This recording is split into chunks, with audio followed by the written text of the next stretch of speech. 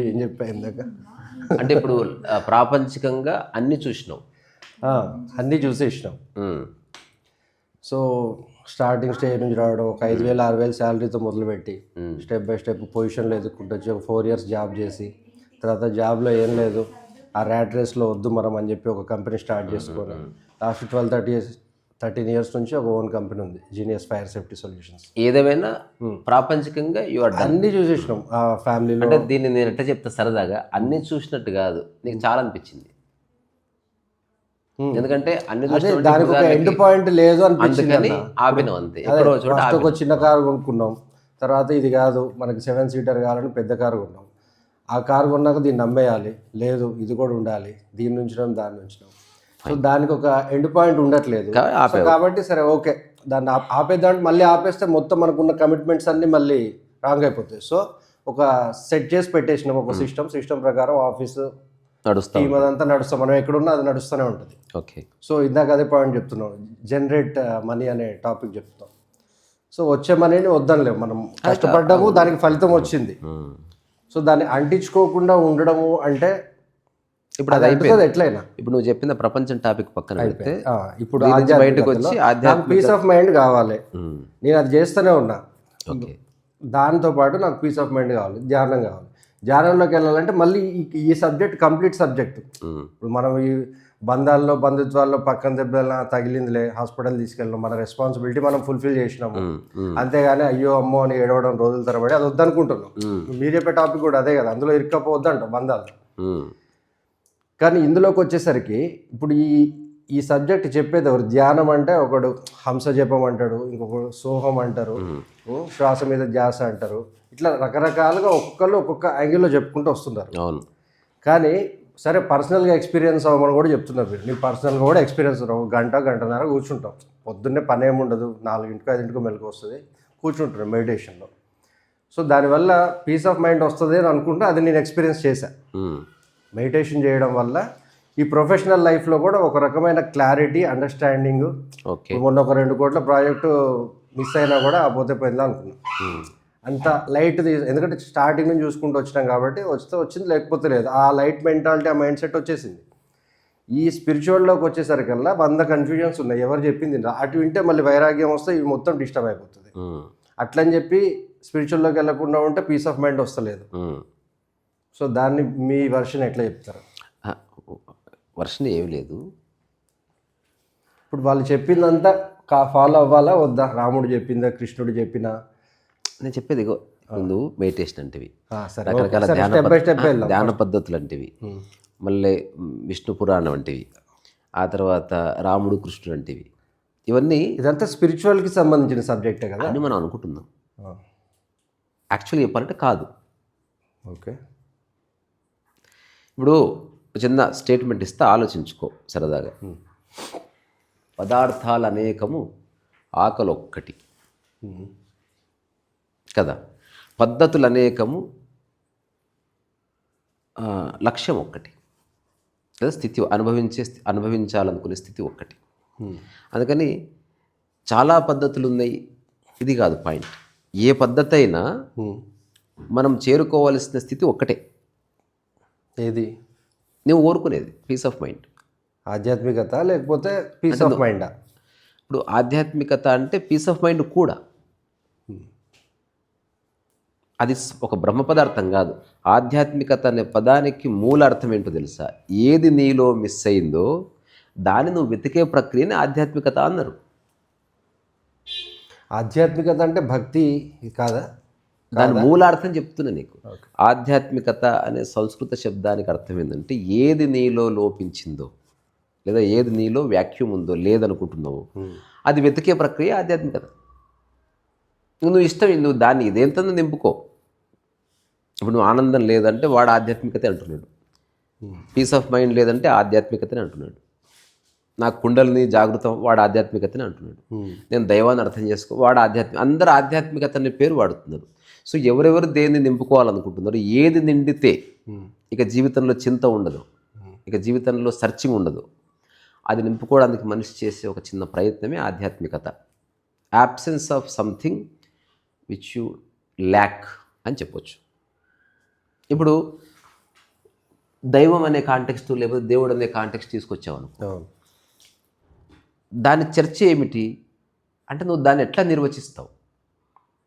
So first అది అది నా వర్షన్ ఓకే, మీ వర్షన్ చెప్పండి. నేను నా వర్షన్ చెప్తాను. మీ వర్షన్లో ఇప్పుడు రాముడు వీళ్ళంతా ఎగ్జిస్టెడ్ అని మీరు నమ్ముతున్నారా? అవును. ఓకే. అవును. ఓకే. అప్పుడు వాళ్ళని ఒక ప్రమాణంగా వాళ్ళని తీసుకోరా మీ లైఫ్లోకి? తీసుకున్నాను, ఉంటున్నారు. ఇప్పుడు వాళ్ళు చెప్పేది ఏదైతే ఉందో మళ్ళీ ప్రారంభ కర్మలు అని. ఇక్కడ ఇంకొక విషయం, వాళ్ళు చెప్పకపోయినా నువ్వు అలా ఉండాలి.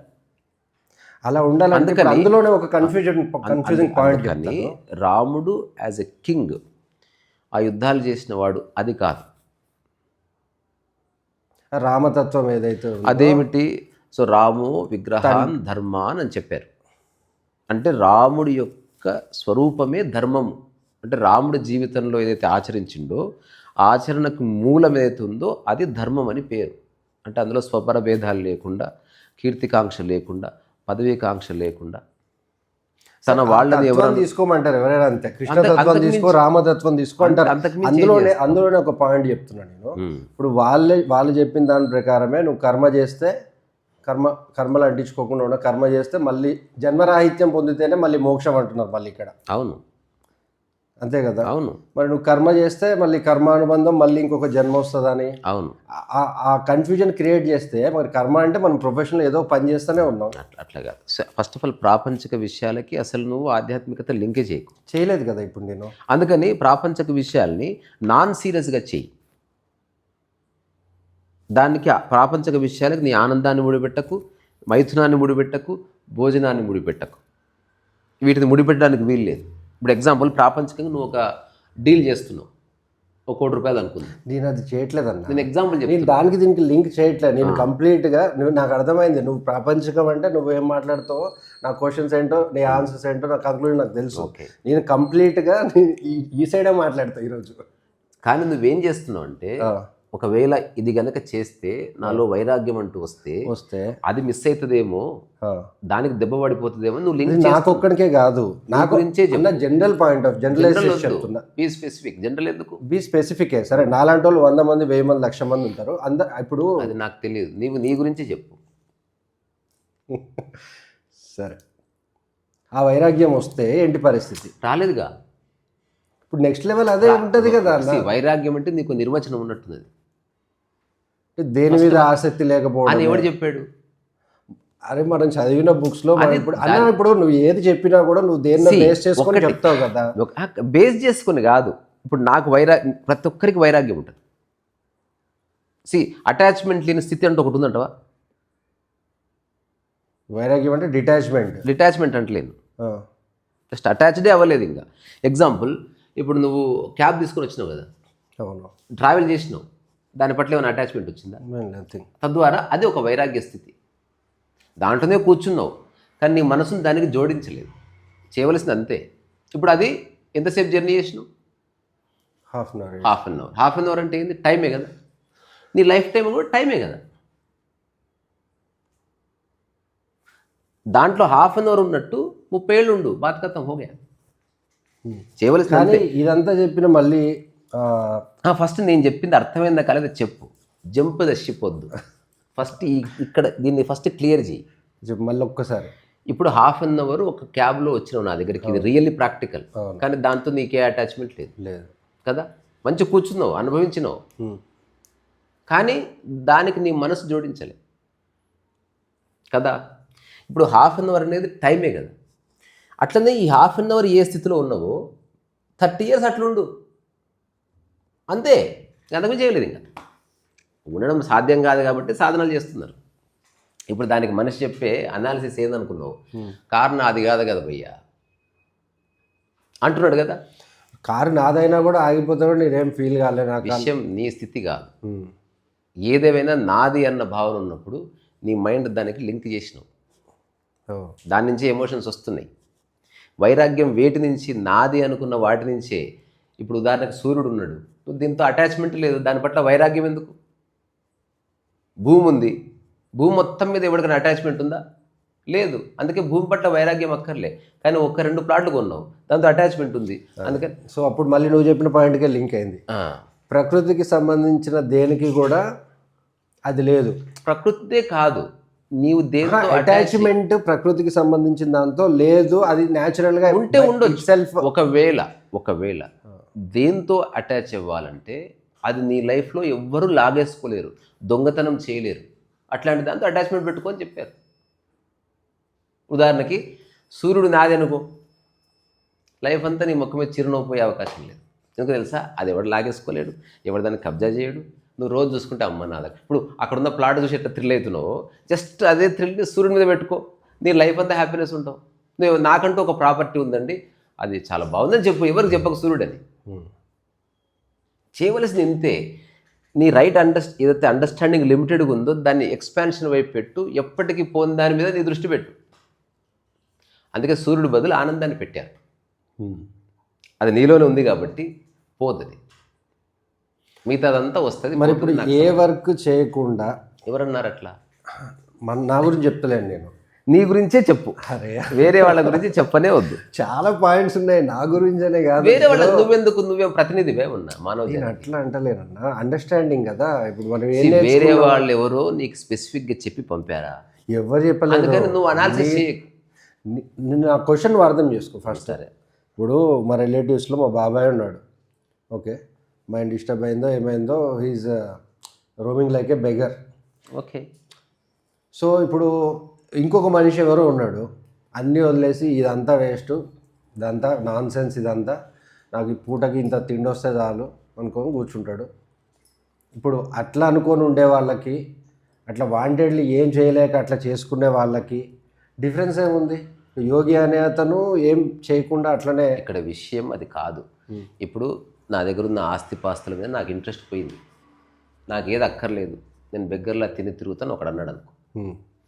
ఇక్కడ విషయం చూడవలసింది అతను వదిలేసిన ఆస్తిని కాదు, దాని గురించి అతను చెప్పుకొని తిరుగుతున్నాడా, దాని పట్ల అతనికి ఇంకా సైకలాజికల్గా ఒక థాట్ ఏమన్నా ఉందా, అది చూడాలి. అది లేకపోతే యోగి.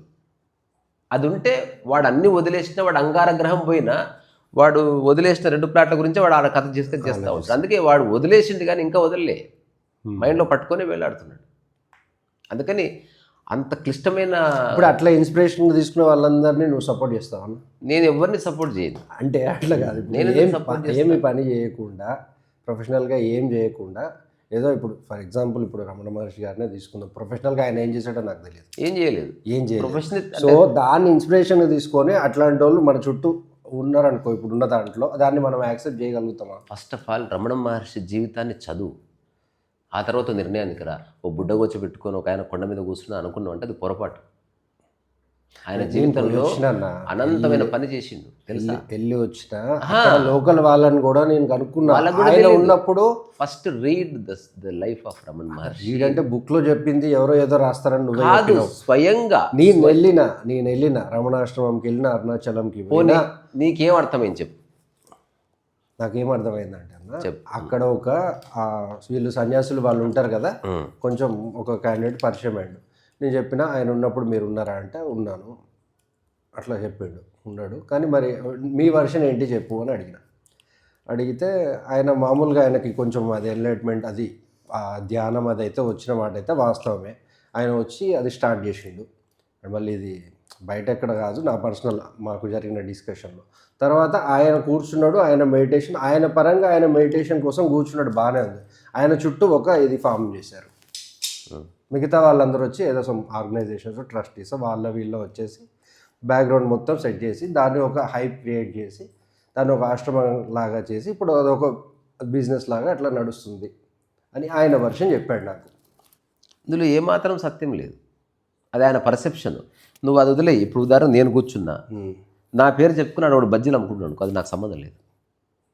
ఇప్పుడు చిరంజీవి ఫోటోలు ఒకడు అమ్మి పెయింటింగ్స్ వేసుకుంటాడు, చిరంజీవికే సంబంధం. రమణ మహర్షి డిక్లేర్ నాకు ఈ ఆశ్రమంతో కానీ ఆశ్రమ వాసులతో కానీ సంబంధం లేదు. అందుకే ఆయన ఎప్పుడు ఒక ధ్యాన పద్ధతి. ఆయన ఎందుకు అంతా మీకు అది చెప్తున్నా, ఆయన జీవితం మొత్తం నిజంగా చూస్తే, అంటే ఎవడో చెప్పిన అకౌంట్స్ కాదు, ఆయన ఏం చేశాడు అన్నది చూస్తే ఆయన నిష్క్రియాపరుడు కాదు. First of all. అట్లా అనుకుంటే ఇప్పుడు ఎవరో చెప్పింది నమ్మొద్దు అని అంటే మీరు వచ్చిన అండర్స్టాండింగ్ అయినా కూడా ఆయన పర్సనల్గా దగ్గర ఉండి మీరు వాచ్ చేసి కాదు వచ్చిన కాదు నేను conclusion కాదు నేను చెప్పిన స్టేట్మెంట్ వినలే. ఆ. వేరే వాళ్ళు ఆయన గురించి చెప్పింది కాదు నేను మాట్లాడుతున్నది. ఆయన గురించి స్వయంగా చెప్పుకున్నది. ఏం చెప్పారు? సో ఫస్ట్ ఆఫ్ ఆల్ ఆయన నిష్క్రియాపరుడు కాదు. అంటే ఆయన అంటే ఏమి చేయకుండా తిని కూర్చున్న వ్యక్తి కాదు. ఓకే, సో ఆయన ఏం చేశారు? రమణ మహర్షి తన జీవితంలో చాలా పుస్తకాలు రాశారు. ఇప్పుడు ఆయన రాసినట్టుగా కొన్ని శ్లోకాలు కూడా ఉన్నాయి బుక్ లో. కాదు, రమణ హస్తాక్ష చేతిరాతతో, ఇప్పుడు నేను ఎట్టయితే చేతిరాతతో రాశాను, ఆయన ఆ రోజుల్లో సో ఆయన అంత ఎడ్యుకేటెడ్, అది అంత చదువుకున్నాడు. ఆయన ఏం చదువుకున్నాడు అన్న? 10th క్లాస్ అయిపోయిన తర్వాత కొండ మీద కూర్చొని ఖాళీగా లేడు. He learned Malayalam, he learned Sanskrit, he learned Tamil. ఖాళీ కూర్చోలేదు ఆయన. చెప్పే వాళ్ళు ఎవరు? ఎవరు చెప్పని అవసరం లేదు. ఈ భూమి మీద ఎవరు చెప్పకపోతే ఏం తెలుసుకొని అనుకుంటున్నావా? అన్న ఇప్పుడు ఆయనకి ఏం అవసరం లేదు, దేంతో ఏం పట్టనతను ధ్యానం చేసుకుంటే అట్లా ఉండి ధ్యానం చేస్తుంది ఎవరు చెప్పారు నీకు? He never meditated. కొండ మీదకి వెళ్ళి ఎందుకు కూర్చో? ఊరికే కూర్చో. ఎందుకు కూర్చోవద్దు? ఏం చేయడానికి రీజన్? ఆయన జీవితాన్ని ఆయన నిర్మించుకున్నాడు అంతే. ఇప్పుడు నువ్వు ఒక ఆఫీస్లో ఏం చేస్తున్నావు, ఆయన కొండ మీద అదే చేశాడు. నువ్వు ఇప్పుడు ఆఫీస్లో ఎందుకు కూర్చుంటున్నావు అంటే ఏం చెప్తావు దానికి? ఇప్పుడు నేను ఈ రూమ్లో ఎందుకు కూర్చున్నట్టు దానికి ఆన్సర్ ఏముంటుంది? ఇక్కడ నాకు ప్లెజెంట్గా ఉంది, ఇక్కడ కూర్చున్నంతే. అది ఇంపార్టెంట్ కాదు. కూర్చున్న తర్వాత నువ్వు నేను ఏం చేస్తున్నది ఇంపార్టెంట్. సరే, ఇప్పుడు ఆయన తత్వం ఏంటి నాకు చెప్పు. భగవద్గీత తత్వమే పని చేయి, ఫలితం ఆశించకు. ఒక్క స్టేట్మెంట్తో పనికి రాదు. సో నీ యొక్క అశాంతికి కారణం నువ్వు సెర్చ్ చేయడమే. నువ్వు ఏది సాధన చేయకుండా నువ్వు ఉన్న స్థితిని అనుభవించదు చాలు. కానీ ఇక్కడెక్కడ ఏ పని చేయకుండా తిని పడుకో అన్నది లేదు. He never said that. Ramana Maharshi at the age of 22 నుంచి చాలా సంవత్సరాలు ఎక్కడెక్కడి నుంచో పుస్తకాలు ఎవరెవరి ద్వారా తెప్పించుకొని సైలెంట్గా అతను తన అనుభవాన్ని రకరకాలుగా వ్యక్తపరిచే ప్రయత్నం చేశాడు, ఒక మార్గదర్శిలాగా. అప్పటికి ఆయనకు తెలియదు తను ఫేమస్ అవ్వబోతున్నాడని. నువ్వు రమణ హస్తాక్షరాన్ని బుక్ చూస్తే ఆశ్చర్యపోతావు. అసలు ఇట్లా గొలకలే, చాలా శ్రద్ధగా ప్రత్యక్షరం ఏర్చి కూర్చి రాశాడు అనమాట. జీవితం పట్ల శ్రద్ధ ఉంటే నీకు చూసేవాడు ఉన్నా లేకపోయినా, అప్రిషియేట్ చేసేవాడు ఉన్నా లేకపోయినా, డబ్బు వచ్చినా లేకపోయినా పనిలో శ్రద్ధ ఉంటుంది. రమణ మహర్షి చెప్పింది అది. డబ్బులు వస్తే అని శ్రద్ధగా చేస్తున్నావా, నువ్వు కరప్ట్. ఎవరో చూస్తున్నారని నువ్వు ఎక్స్ట్రాలు చేస్తున్నావా, నువ్వు కరప్ట్. అప్రిసియేషన్ కోసం, కీర్తి కోసం చేస్తున్నావా, నువ్వు కరప్ట్. ఇవేవి లేకపోతే 99% హ్యూమానిటీ పనే చేయరు, అసలు చేయరు కదా, చేయరు. రియల్గా రమణ మహర్షి ఎగ్జిస్టెన్స్ని అర్థం చేసుకున్నాడు. అడవిలో ఉన్నాడు. అడవి నీకు కథ చెప్తుంది. ఎవరున్నా లేకున్నా ఒక చెట్టు ఒక పువ్వునిస్తుంది, ఎవరున్నా లేకున్నా ఒక చెట్టు కాయనిస్తుంది, ఎవరి పర్యవేక్షణ లేకుండా సీజన్స్ వస్తున్నాయి, వర్షాలు పడుతున్నాయి. అది అర్థం చేసుకునేవాడు నిష్క్రియాపరుడు ఉండే అవకాశమే లేదు. రమణ మహర్షి జీవితంలో అంతలేని పని చేశాడు. ఇప్పుడు ఆయన ప్రొఫెషనల్గా ఏం చేయనప్పుడు, ప్రొఫెషన్ అంటే ఏముంటుందబ్బా, ఎర్నింగ్ లేకుండా ఒక మనిషి ఎట్లా సర్వైవ్ అవుతాడు? సర్వైవ్ అవ్వడానికి ఉదాహరణకి కుక్క సర్వైవ్ అయితే లేదా? కుక్క లాగా మన మనిషి ఉండగలుగుతాడు. సర్వైవ్ అనేది చాలా అందమైన పదం. ఇప్పుడు ఆ డిఫరెన్స్ దేవుడు మనిషికి ఇచ్చిందే, జంతువులాగా పక్షిలాగా కాదు.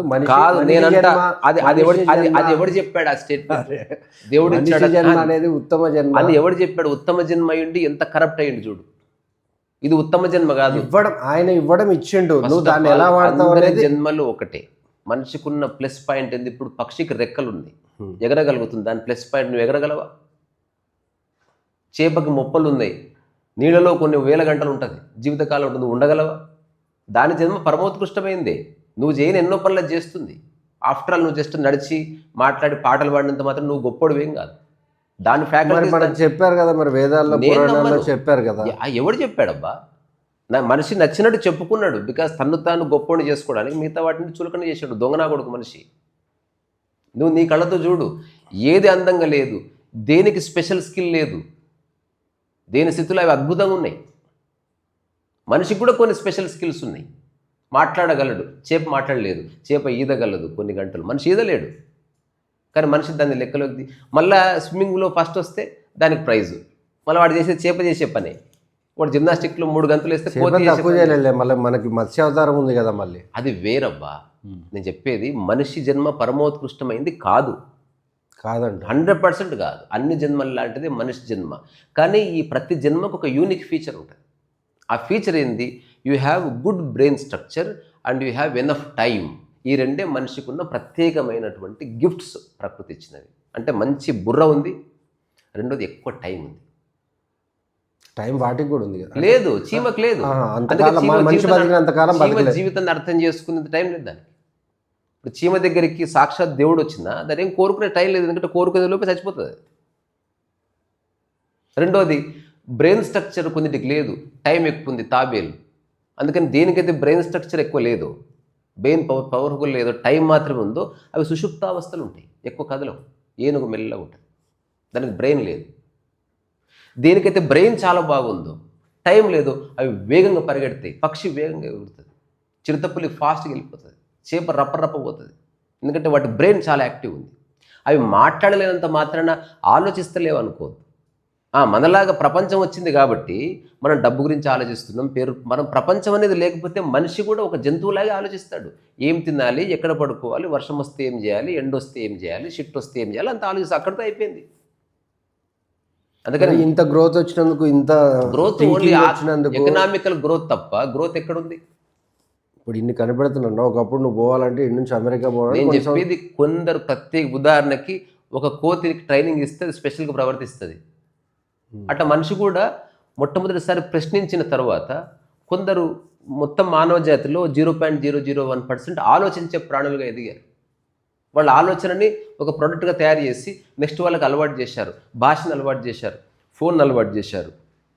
ఫస్ట్ భయపడ్డారు, టీవీ చూసినప్పుడు మనుషులు భయపడి దాక్కున్నారు, ఇదేదో దయ్యం వచ్చింది మన ఇంట్లోకి అన్నారు. మొట్టమొదటిసారి టీవీ నుండి కొట్టి చంపేసారు, కానీ తర్వాత తెలుసుకున్నారు. కానీ కొన్ని ప్రాణాలు అయితే పోయినాయి. మా ఊరిలో ఒక ఆమె ఉండేది, మొట్టమొదటి టీవీ వాళ్ళ ఇంట్లో. ఇది ఎప్పుడుదో పాత కథ కదా, రీసెంట్ జనరేషన్.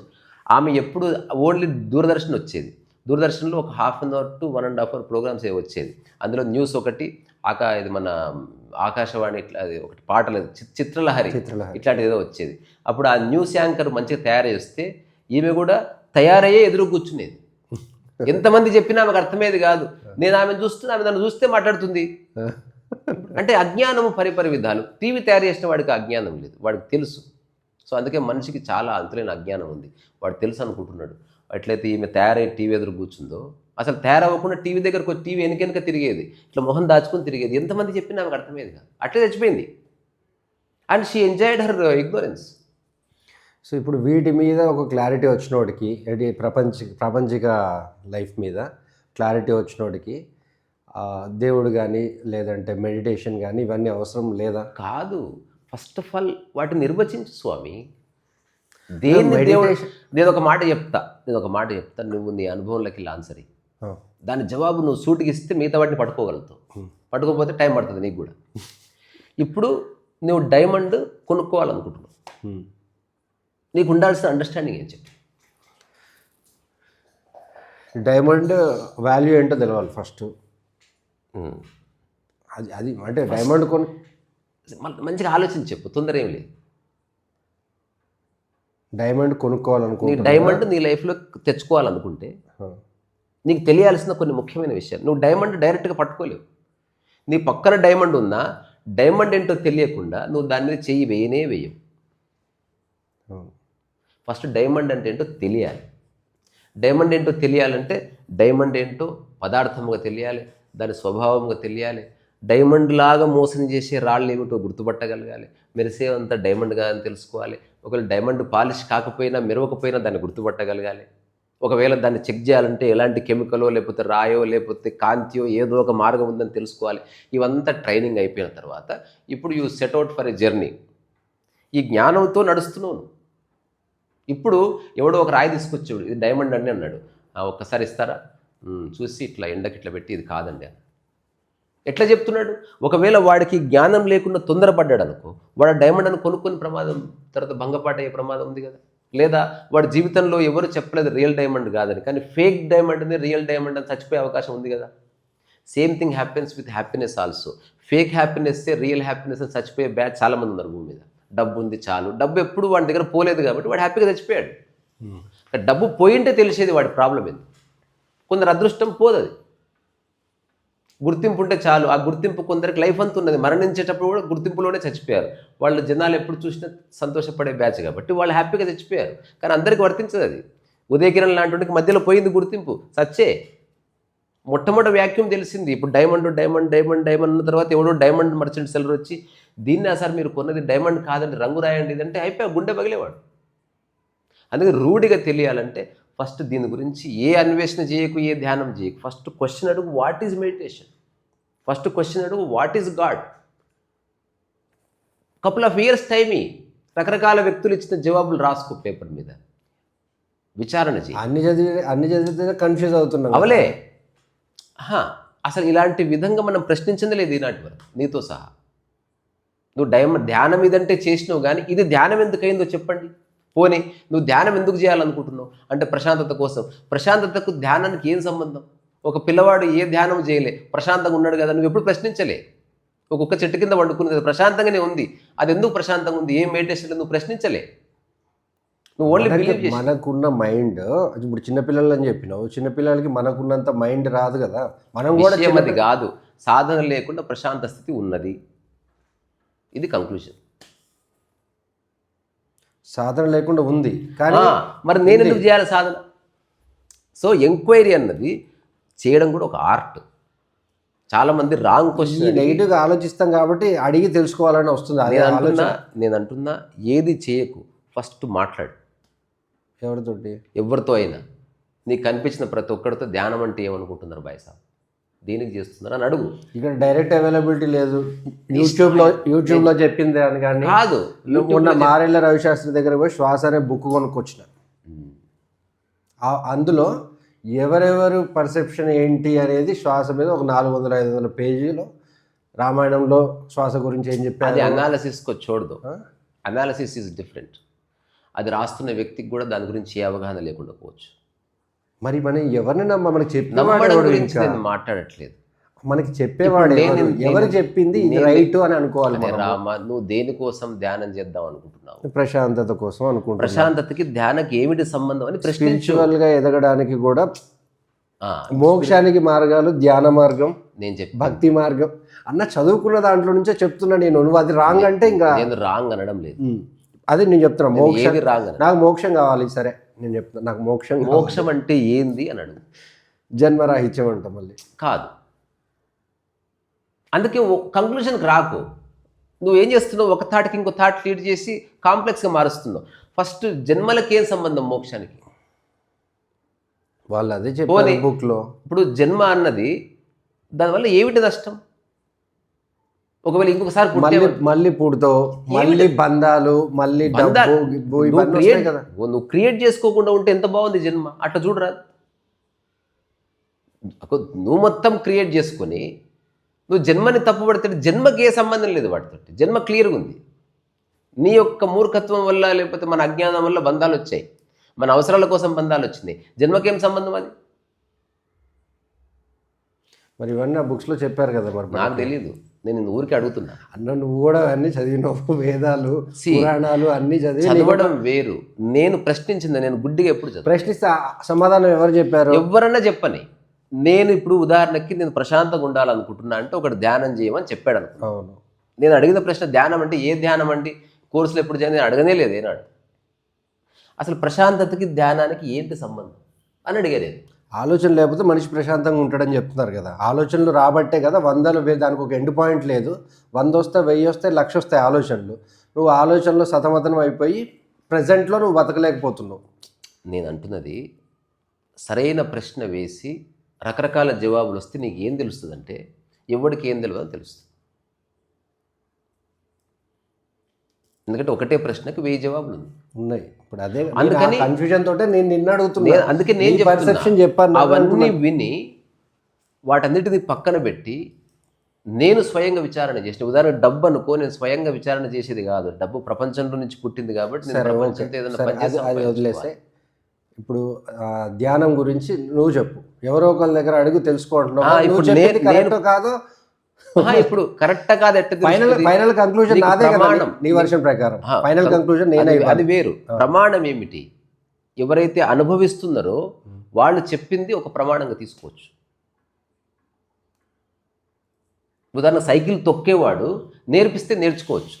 సైకిల్ ఎలా తొక్కాలో పుస్తకాలు రాస్తే రాకపోవచ్చు, సైకిల్ తొక్కని వాడు సైకిల్ ఇలా తొక్కొచ్చింది గొప్ప గొప్ప లెక్చర్స్ దంచినా వాడి మాటలు నమ్మడానికి లేదు.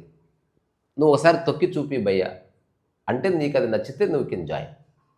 అదే అన్న, ఏదైనా ఇప్పుడు అన్ని నెగిటివ్లో మనం వాడు చెప్పింది తప్పు అనుకుంటే మనం ముందుకెళ్ళాం. వాడు చెప్పింది ట్రయల్ అండ్ ఎర్రర్ చేయాల్సిందే. కిం ప్రమాణం అంటే ఎగ్జాంపుల్ ఇప్పుడు ధ్యానం అనే ఒక పదం దాని నిర్వచనం నన్ను అడిగితే నేను పుస్తకాలని లెక్కలోకి తీసుకోకుండా నేను జీవిస్తున్నది ఇది, దాని యొక్క మూలం ఇంతే అని చెప్పి నిన్ను ఇలా చేయమని చెప్పనే,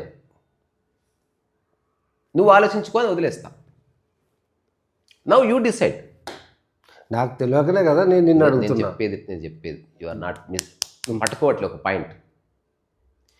నేను చెప్పేది ఏంటంటే ఎక్కడైనా ధ్యానం అంటే ఏమిటంటే వాళ్ళు చెప్పేది చెబుతూ ప్లీజ్ జాయిన్ అంటున్నారు.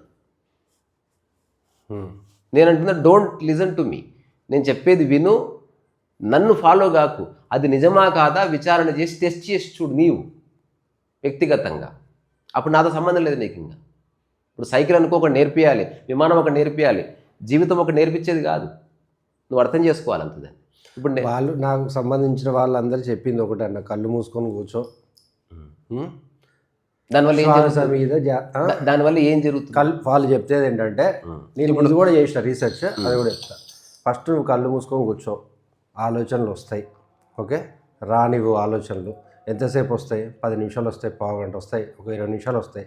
తర్వాత ఆలోచనలు క్రమంగా తగ్గిపోతాయి. ఓకే, అప్పుడు శ్వాసని నువ్వు ఉచ్ఛ్వాస నిశ్వాసాలని నువ్వు గమనించు అని చెప్పారు. ఫైన్, సరే గమనించినావు. గమనించినప్పుడు ఏమవుతుందంటే డైవర్షన్, థాట్స్ మీదకి వెళ్ళకుండా ఆ డైవర్షన్ కొంచెం లోపలికి వస్తుంది. దానికి ఇంకో పేరు చెప్పారు, హంస జపమనో సోహమనో. ఇప్పుడు లోపలికి పీల్చేటప్పుడు సో అని, బయటకు వచ్చినప్పుడు హమ్ అనో, ఇట్లాంటివన్నీ అవి కూడా అయినాయి, ప్రయోగాలు అయినాయి. సో దానివల్ల ఏం జరుగుతుందంటే కొంచెం ఒక రకమైన వైబ్రేషన్ అయితే వస్తుంది. నేను పర్సనల్గా ఎక్స్పీరియన్స్ కరెంట్ బొక్కలు వెళ్ళిపెట్టు, జబర్దస్త్ వైబ్రేషన్ వస్తుంది. మళ్ళీ కాస్మిక్ ఎనర్జీ. ఇగో నీ క్వశ్చన్స్ ఎవరికి వాడి గురించి తెలియదు. షూర్, 100%. చెప్పే వాళ్ళంతా మనిషికి తెలిసేది చలికాలం, ఎండాకాలం, వానకాలం. నీకు కళ్ళకు గంతలు కట్టి మూలకేస్తే నువ్వు ఉదయం రాత్రి కూడా చెప్పలేవు. నీకు తెలియదు ఈ ఎనర్జీ గురించి మాట్లాడే మేధావులంతా. సరే, ఇప్పుడు నేను దీనికి ఇంకో క్వశ్చన్ అడుగుతాను. నేను మన దగ్గర ఒకప్పుడు సైన్స్ అండ్ టెక్నాలజీ ఏం లేదు. ఓకే, ఏమీ లేకుండానే హనుమాన్ చాలీసా ఏ ఇయర్లో వచ్చిందో నువ్వే చెప్పాలి. ఇయర్ హనుమాన్ చాలీసా ఎవరు రాశారు తెలియదు. ఆ ఇయర్ తులసిదాస్ కాదా రాసినప్పుడు? తులసిదాస్ రాశాడు. తులసిదాస్కి చెప్పింది ఎవరు చెప్పారు? ఇప్పుడు నేను ఆత్మదర్శనం బుక్ రాసిన, నాకు ఎవరు చెప్పలేదు. కానీ హనుమంతుడి గురించి రాసేటప్పుడు ఎవరు రాయబ్బా? నువ్వు కూడా అక్కడ 1,00,000 యోజనాల దూరం భూమికి సూర్యుడికి అనే పాయింట్ ఉంది, ఆయన రాశాడు. సో తర్వాత మెజర్ చేస్తే అదే వచ్చింది. పెట్టుకో, ఏదే భూమికి సూర్యునికి దూరం కానీ భూమి గుండ్రంగా ఉంటుందని కానీ ఇవన్నీ వాళ్ళు ఎలా చెప్పగలిగారు అప్పట్లోనే? మరి పోనీ మెడిటేషన్ ద్వారానే వాళ్ళు చేయగలిగారని నేను అనుకుంటున్నా. అరే రామ, అది ఎగ్జాక్ట్గా ఉందని నువ్వు ప్రూవ్ చేయగలిగావా? వాళ్ళు చెప్పింది అది ఉంది, ఎక్కడుంది? నిజంగా కనుక్కున్నావు అంటే ఊరికే చెప్తున్నా. కనుక్కున్నావు అంటే మనం ప్రతి దాంట్లో అదేంటి, ఒక గ్లోరిఫికేషన్ ఆఫ్ సంథింగ్. అంటే మనిషి కంటే ఉన్నతమైంది అని ఒక దాన్ని, ఇప్పుడు ఉదాహరణకు గురువును ఉన్నతంగా భావిస్తాం, తల్లిని ఉన్నతంగా భావిస్తాం మనిషి అయినప్పటికీ. అట్లాగే మనం ఈ చుట్టుపక్కల మనుషులు ఎవ్వరూ మనకు దారి చూపినప్పుడు ఈ ఒక దాన్ని దైవంగా భావించి దాని గురించి మనం ఒక గ్లోరిఫికేషన్ చేస్తాం. మనం దాని గురించి ఎప్పుడు నెగిటివ్గాను తక్కువగాను మాట్లాడకూడదు. అక్కడి నుంచి వచ్చేయట్లేదు. నేను అందుకని వాళ్ళు ఎలా చేయగలిగారు? ఈ మెడిటేషన్ ద్వారానే వాళ్ళకి నాలెడ్జ్ వచ్చింది. అది మనకెందుకు?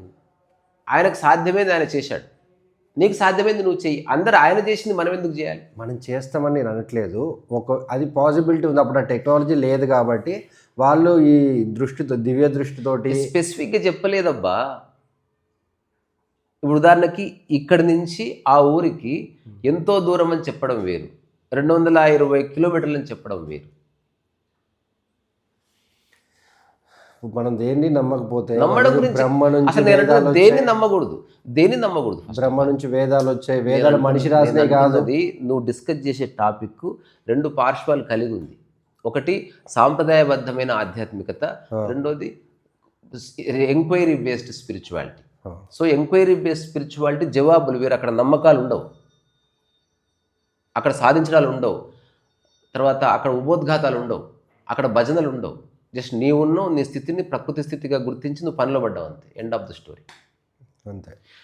సాంప్రదాయబద్ధమైన ఆధ్యాత్మికలో దైవము వస్తుంది, భజనలు వస్తాయి, హోమము వస్తుంది, ఆ తర్వాత రుద్రాక్షలు వస్తాయి, నమ్మడం వస్తుంది, శరణాగతి వస్తుంది.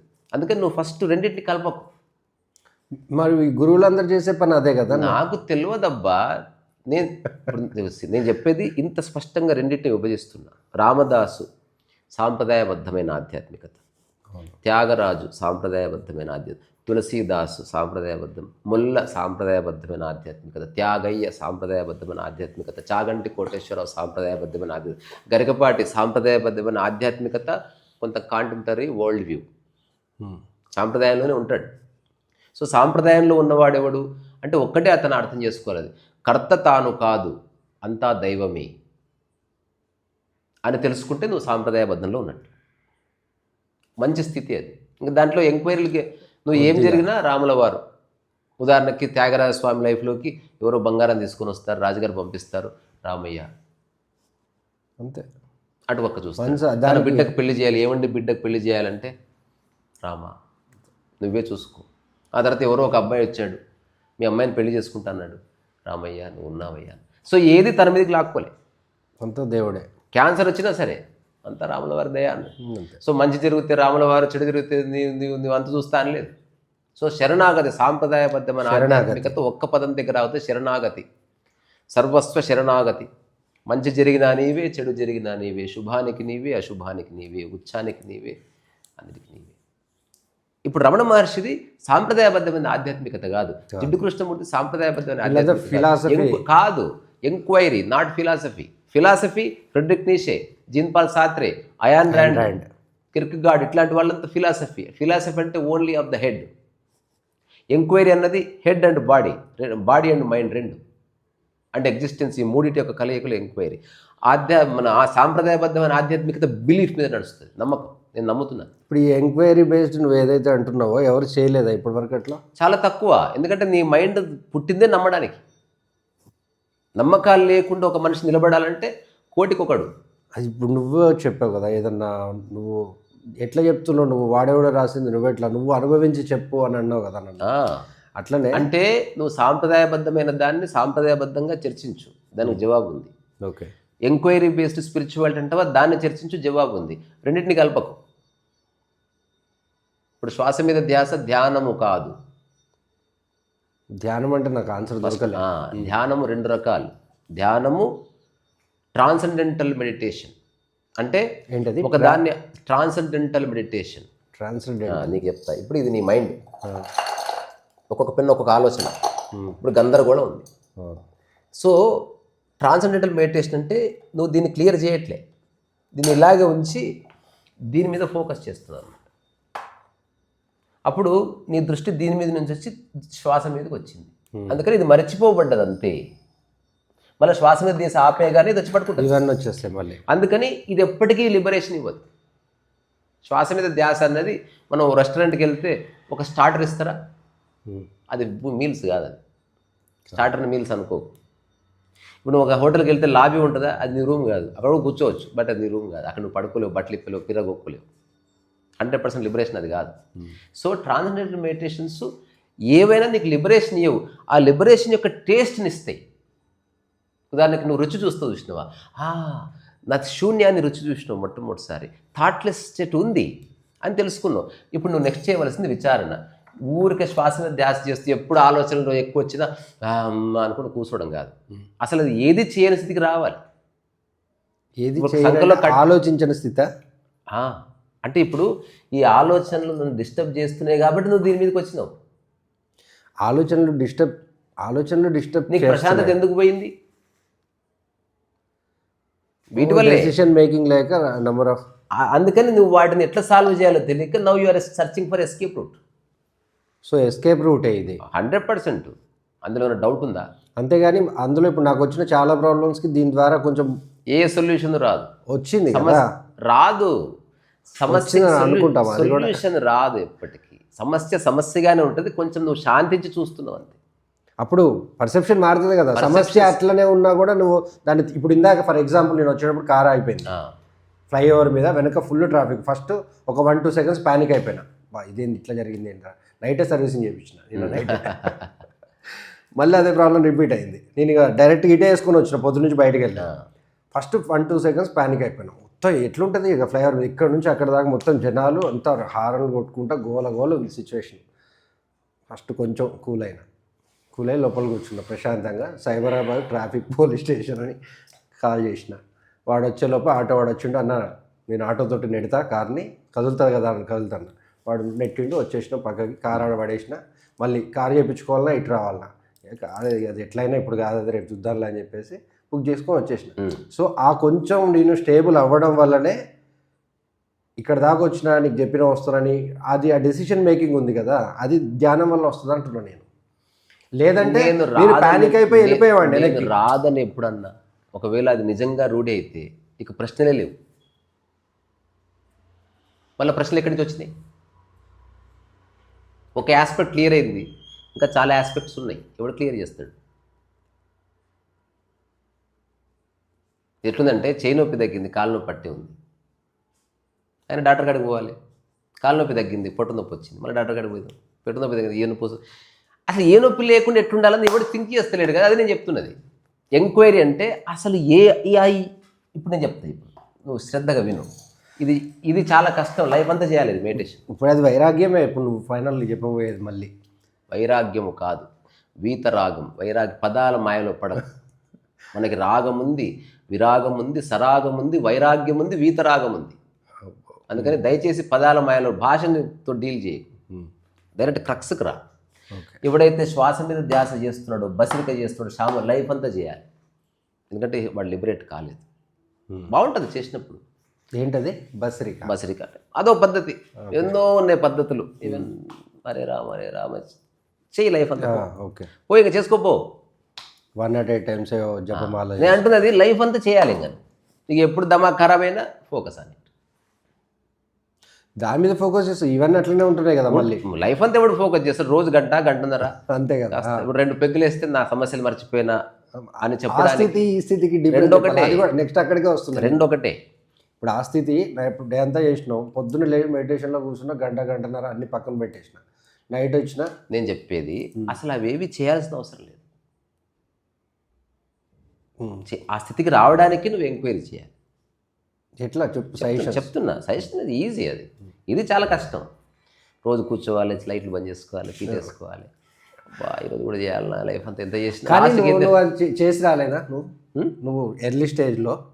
నేను అన్ని చేసిన, కానీ నేను దాన్ని పద్ధతిగా చేసిన, అదేంటో తెలుసుకోవడానికి చేసిన, ఎంక్వైరీ బేస్డ్గా చేసిన. నేను కూడా అంతే చేసిన. చేసుకో. నేను కూడా అసలు నేను నమ్మంది అట్లా వచ్చిన. Question should be changed. ఇప్పుడు క్వశ్చన్ ఇదే, ఆలోచనలు ఉన్నాయి, డిస్టర్బెన్సెస్ ఉన్నాయి, సమస్యలు నువ్వు సృష్టించుకున్నవే. ఇప్పుడు దీనివల్ల నీ ప్రశాంతత టైం ఏం 10 నిమిషాలు ప్రశాంతత పోతుంది. ఇప్పుడు ప్రశాంతత పోయినవాడే ధ్యానం చేస్తున్నాడు. ఎవడన్నా 6 ఏళ్ల పిల్లవాడు ధ్యానం చేస్తాడా? చేయడు. మనం బలవంతంగా చేపిస్తున్నాం వాడిని. చేయించకూడదు. యాక్చువల్గా పేరెంట్స్ దుర్మార్గులు, తెలియదు వాళ్ళకి, బుర్రలేని మనుషులు. ఎందుకు చేస్తాడు? వాడు ఎప్పుడు వర్తమానంలోనే ఉన్నాడు. వాడికి ఎందుకు ధ్యానం? ధ్యానం ఎవరికి కావాలంటే గతంలో భవిష్యత్తులో ఇరికింది మైండ్. ఫ్యూచర్ ఏంటో. చిన్న పిల్లవాడు ఏడుస్తున్నాడు, ఒక పెద్దవాడు ఏడ్చాడు, ఇద్దరు ఏడ్చారు అనుకుందాం ఏదో సందర్భానికి. పిల్లవాడు ఏడ్చిన తర్వాత రేపు మళ్ళీ దాన్ని తలుచుకొని బాధపడలే. అది మొత్తం వెళ్ళిపోయింది. ఫ్రెష్గా మళ్ళీ కొత్త జీవితంలోకి అడుగు పెట్టేశాడు. వాడు రాంధ్ర నా మనసు కోల్పోయి ఇప్పుడు గొడవైంది. ఇంటికి వెళ్ళిన తర్వాత కూడా తినేటప్పుడు తలుచుకొని ఏడ్చాడు, ఎల్లుండి మళ్ళీ తలుచుకొని ఏడ్చాడు. అందుకని ప్రశాంతత పోతుంది. సో అన్ని పనులు చేయొచ్చు, కానీ వర్తమానంలో చేయాలి. దానికి గతానికి భవిష్యత్తుకి లింక్ చేయకూడదు. అహంకారం వచ్చేస్తుంది. అయితే ఇప్పుడు నేను చెప్పేది పూర్తి వెరీ ప్రాక్టికల్. ధ్యానం ఎవరైతే చేస్తున్నారో ఫస్ట్ అర్థం చేసుకోవాలి, ధ్యానము వేరు, ధ్యాన పద్ధతి వేరు. ఓకే. శ్వాస మీద ధ్యాస ధ్యాన పద్ధతి లిబరేట్ చేయదు. పద్ధతి నీకు దాని యొక్క గ్లింప్స్ని ఇస్తుంది. ఓకే, ప్రశాంతత ఉంది. ప్రశాంతత అంటే ఆలోచనలు లేవంతే. ఆలోచనల వల్ల బాధించని స్థితి ప్రశాంతత. అది టెంపరీ అంటావు. 100% టెంపరీనే. మళ్ళీ ఇందులో ఇఫ్ అండ్ బట్స్ అని అనుకుంటున్నాను, ఏదో బుక్లో చదివిన కాదు, నేను రూఢిగా చెప్తున్నా. ఓకే. శ్వాస మీద ధ్యాస, రకరకాల ధ్యాన పద్ధతులు ఎవరైతే రోజు సాధన చేస్తున్నారో వాళ్ళు జీవితకాలం చేస్తూనే ఉండాలి. ఇన్సులిన్ ఇచ్చుకుంటాడు, రోజు ఇచ్చుకుంటేనే బతుకుతాడు, ఇది కూడా ఇన్సులిన్. అంతే. అట్లా కాకుండా ఇన్సులిన్ అవసరం లేకుండా ఎట్లా బతకాలన్నప్పుడు నువ్వు ఎంక్వైరీ స్టార్ట్ అవుతుంది. ఏమి తినాలి, ఇలాంటి శ్వాసించాలి, నా ఆలోచన ఎట్లుండాలి, నేను ఇలాంటి వాతావరణంలో ఉండాలి. ఒక 6 నెలల్లో ఇన్సులిన్ పక్కన పెట్టేసింది వాడు. అలాంటి స్థితి ఉంది. కానీ అందరికీ ఆ ధైర్యం ఉండదు. ఎందుకబ్బా 6:30 అయింది తేరా ఇన్సులిన్, సాయంత్రం 7 మెడిటేషన్ చేసుకోవాలి. మెడిటేషన్ పిచ్చా నీకు ఏమన్నా? చేయొద్దు అట్లా. ఉద్యోగంలాగా ధ్యానం చేస్తున్నారు అందరు. వాళ్ళందరినీ ఒకటే చెప్తా, హ్యాట్స్ ఆఫ్ చేయండి. నువ్వు దేనికోసం మొదలుపెట్టినావో అది నువ్వు ఎప్పటికీ చేరుకోలేవు. నువ్వు ఓన్లీ అలవాటు అయింది నీకు ఇప్పుడు. నీకు సమస్య వచ్చిందా, దమా ఖరాబ్ అయిందా, కూర్చొని ఏదో చేస్తుంది. అరే అసలు ఫస్ట్ ఆఫ్ ఆల్ ఇది ఎగ్జాంపుల్ ఎటువంటిదంటే, నేను ఇచ్చిన ఎగ్జాంపుల్, బండి చెడిపోయింది నీది, పోయి మెడిటేషన్ చేసినావు. బండి రిపేర్ కాదు ఎప్పటికీ, అది కూడా కాదు. నువ్వు మళ్ళీ బండి దగ్గరికి పోయి చూసినావు, అరే నేను ఎంత ధ్యానం చేసినా బండి అట్లే ఉందంటున్నావు. బండికి రిపేర్కి దానికి సంబంధం, మెడిటేషన్ సంబంధం. మెడిటేషన్ చేస్తే నువ్వు కాసేపు ఎస్కేప్ అవుతావు అంతే. అది మెడిటేషన్ మెథడ్ వరకు మాత్రమే. అట్లా. రెండవది ఏంది, అసలు ఈ ఆలోచనకి పుట్టుకేమిటి అన్నదాన్ని ఎంక్వైరీ చేస్తే నువ్వు ధ్యానం అక్కర్లేదు. అంటే మొట్టమొదటిసారి నువ్వు ధ్యానం చేస్తే ఆలోచనలు పక్కగా జరుగుతున్నాయి. వావ్, ఆపేసి చెత్త ఇది. అది ఎలిమెంటరీ, చిన్నపిల్లలాగా 2-3 రోజులు ఎంజాయ్ చేసినావు చాలు. ఇప్పుడు నువ్వు ఆలోచనలు రాకుండా ఏం చేయాలి గురూజీ అన్నాడు. దానికి అప్పుడు ఈ విషయాన్ని పట్టుకున్న వాడికి ధ్యానం అక్కర్లేదు. ఎందుకంటే వాడి జీవితం ధ్యాన పద్ధతి నుంచి బయటకు వచ్చి ధ్యానంలోకి వచ్చేసింది. అతని జీవితమే మెడిటేషన్, అతనే ధ్యానం. మళ్ళీ ధ్యాన పద్ధతి అక్కర్లేదు, తనకి సంకల్లో కట్టెలు అక్కర్లేదు నడవడానికి. వాడి జీవితంలో ఏదైతే జరుగుతుందో దాని మీద ఫోకస్ పెట్టమంటాం. నేను అసలు చెప్పలేదు. అసలు ఆలోచనలు, ఇబ్బంది పెట్టే ఆలోచనలు, బరువైన ఆలోచనలు ఎట్లా వస్తున్నాయి, ఇప్పుడు నీకు ఆలోచనలు ఎట్లా వచ్చినాయి, ఇది నువ్వు దాని మీద దృష్టి పెట్టి ఆలోచనకి పుట్టుకేమిటి అసలు. ఇప్పుడు నీకు ఆలోచనలు వస్తున్నాయి కదా, నేను సూటిగా అడిగితే ఎప్పుడన్నా రాకెట్ తయారు చేయాలని ఆలోచన వచ్చిందా? ఎందుకు రాలే? ఆలోచనలు వస్తే రావాలి కదా ఏదైనా. అదే మన లైఫ్కి రిలేటెడ్వే వస్తాయి. కాదు పాస్ట్కి ఫ్యూచర్కి రిలేటెడ్. ఎంక్వైరీ చేస్తే విదిన్ 3-4 మినిట్స్లో కంక్లూజన్ వచ్చేస్తుంది. ఇప్పుడు మనం కంక్లూజన్కి వచ్చేస్తాం. పెద్దలు ఇందులో ఏం పెద్ద బ్రహ్మ పదార్థం లేదు. ఇది మెడిటేషన్ ఎవరైతే చేస్తున్నారో చాలా పెద్ద కథ ఉంది. అది ఎంక్వైరీ చేసేవాడు చాలా చిన్న కథ. టక్ టక్ టక్ కంక్లూజన్ వచ్చేసింది అంతే. ఇది అమ్మ నాకు అర్థమైపోయింది. నెక్స్ట్ వాడు టెస్ట్ చేసి చూస్తాడు, లేదు ఇంపాక్ట్ లేదు, ఆలోచన వల్ల ప్రభావం లేదు. అక్కడి నుంచే వచ్చింది. నేను కర్తను కాదని తెలుసుకున్నాడు వాడు. End of the story. కర్తాభావం నుంచి బయటపడడమే ధ్యానం యొక్క చర్మస్థితి. ఎవడైతే ధ్యానం నేను చేస్తున్నానని చెప్తున్నాడు, వాడు ధ్యానం చేస్తలేడు, వాడు మళ్ళీ కర్తాభావంలోనే పడ్డాడు. నేను ఉద్యోగం చేస్తున్నాను, నేను సంసారం చేస్తున్నాను, నేను అది చేస్తున్నాను, నేను ధ్యానం చేస్తున్నా. ఈగో. నేను 20 ఏళ్ళుగా చేస్తున్నాను, నేను నీకంటే గొప్ప ధ్యాని. నేను మా గురువుగారి ఫస్ట్ నుంచి పరిచయం. మళ్ళీ వాడు పేరు ప్రఖ్యాతులు పొందాలని చూస్తున్నాడు. వాడు ఎవరైనా మెచ్చుకుంటే థ్రిల్ అవుతున్నాడు. ఇది గ్రేట్ మెడిటేటర్ అంటే నవ్వుతున్నాడు. ఇదంతా మాయనే. నువ్వు 50 ఏళ్ళుగా శ్వాసిస్తున్నావు, ఎవరైనా చెప్పారా 50 ఏళ్ళుగా శ్వాసిస్తున్నావు చెప్పుకున్నావా? అటుంటుంది. శ్వాసనే నీవు కాబట్టి చెప్పుకోవడం లేదు. సో ధ్యానమే మన కృష్ణమూర్తి చెప్పాడు, ద మెడిటేటర్ ఈజ్ మెడిటేషన్ అన్నాడు. ధ్యానమే మెడిటేషన్. ఇప్పుడు నువ్వు కారు డ్రైవ్ చేస్తున్నావు కదా, నేర్చుకుంటున్నావా నడుపుతున్నావా? నడుపుతున్నా. నేర్చుకోవట్లేదు ఎందుకు? వచ్చు కాబట్టి. నేర్చుకునేవాడు నడిపేవాడు ఇద్దరు అదే కార్లో కూర్చుంటారు, అదే బ్రేక్ వాడతారు, అదే క్లచ్. నేర్చుకునేవాడికి సంశయాలు ఉన్నాయి. కారుకి వాడికి సింక్ కుదరలేదు, దానికి లర్నింగ్ అని పేరు. సింక్ కుదిరినాక లర్నింగ్ లేదు. ఇంకా 1000 కిలోమీటర్లు పోయినా పోతూ ఉంటుంది, లర్నింగ్ లేదు. కానీ నడపాల్సిందే. సో లైఫ్ ధ్యాన్ని ప్రాక్టీస్ చేసేవాడు, మెడిటేషన్ వాడు అలాగే కనిపిస్తాడు. ధ్యానం యొక్క సమగ్ర స్థితిని అనుభవించి నేనే ధ్యానం అని తెలుసుకున్నవాడు అలాగే ఉంటాడు. కానీ నేర్చుకునేవాడికి ఎప్పుడు ఇది అనిపిస్తుంది, నేను నేర్చుకుంటున్నా అని ఒక థాట్ ఉంటుంది. వచ్చిన వాడికి నేర్చుకుంటున్న థాట్ వెళ్ళిపోతే నేను నడుపుతున్నా అన్న థాట్ కూడా వెళ్ళిపోతుంది. ఎప్పుడన్నా ఈ మధ్య కాలంలో ఈ స్టేట్మెంట్ నువ్వు ఇచ్చినవా? కారు నడిపి దిగి వచ్చిన తర్వాత నేను కారు నడుపుతున్నాను రోజు అని చెప్పేవారు కదా. ఎందుకు చెప్పలేదంటే నీవు కారు నడిపేవాడు, కారు రెండు ఒకటే. అసలు you are not doing it as if it is happening. అందుకని చెప్పుకోవడం లేదు. సో కంక్లూజన్ ఏంది? దీనికి ఒక్కొక్కరికి సంవత్సరం పట్టవచ్చు నేను చెప్పింది అర్థం చేసుకోవడానికి. కానీ ఒక్కసారి తెలుసుకుంటే లైఫ్ అంతా అన్నిటి నుంచి ముక్తి. అది కంప్లీట్ కాలేదు ఇందాక. అదే చెప్తున్నా, ఆలోచనలు ఎట్లా వస్తున్నాయి అన్నదాన్ని ఎంక్వైరీ చేసిన వాడు జీవితంలో లిబరేట్ అవుతాడు. ఆలోచనల నుంచి తప్పించుకునేవాడు ధ్యాన పద్ధతిలో ఇరుక్కుపోతాడు. ఇది clear bifurcation. Don't escape from thoughts. నువ్వు థాట్స్ని విట్నెస్ చేస్తున్నావు, నీ బొంద విట్నెస్ చేస్తావు. తాత్కాలికంగా నువ్వు ఏదో ఆలోచిస్తుంటే మళ్ళీ శ్రీదేవి వస్తుంది, మళ్ళీ శ్రీదేవిని పట్టుకొని కాసేపు పోతుంది, మళ్ళీ శ్వాస మీదకి వస్తుంది, మళ్ళీ మీ బామ్మర్ది వస్తాడు, మళ్ళీ చేసేవాడిని నేను కాదు అని చూడాలంటావా? అసలు నువ్వు నిమిత్త మాత్రత అని ఒక అద్భుతమైన పద్ధతి ఉంది. ధ్యానానికి తాతది. ప్రకృతిలో ఉన్న ఏకైక ధ్యాన పద్ధతి నిమిత్త మాత్రత. దానికి జన్ పరిభాషలో జాజేన్ అని పేరు. అంటే వీట కూసున్నావు అబ్బా, స్పందన లేకుండా ఉండు చాలు. నువ్వు శ్వాస మీద ధ్యాస పెట్టకు, ఏ సంకలు గుద్దుకోకు, దేని మీద ఫోకస్ చేయి. స్పందన అంటే డోంట్ రెస్పాండ్. ఒక వారం అవ్వద్దు దేనికి కూడా అవ్వక. అసలు ఇప్పుడు ఛాయ్ తాగాలని వచ్చింది, రెస్పాండ్ కాకంత.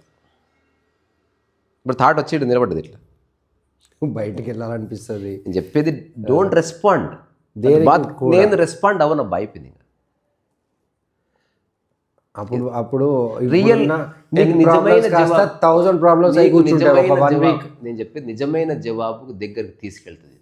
సరే, ఓకే. అంత ఆషమాషి కాదు నేను చెప్తున్నా.